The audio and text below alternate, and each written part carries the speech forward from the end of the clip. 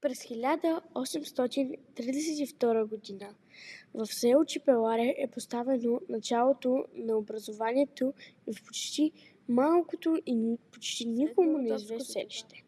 През 1896 година младият кмет Васил Дечев, тогава само на 28 години, амбицира и увеличава със селяните си за построяването на нова голяма училищна сграда. Точно за една година, до есента на 1896 година, постройката е готова и приютява питомниците си. В село Чепеларе по списъци на кметството тогава живеят само 1706 жители. За една година се построява нещо, което и днес изумява с мащабите си и красотата си.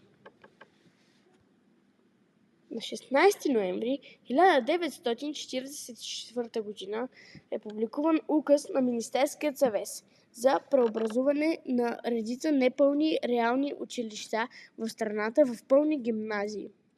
В този списък под номер 2 стои името на Чепеларската непълна селска гимназия. Средно общо училище Васил Дечев, една от най-старите културни и просветни институции в Средните Родопи.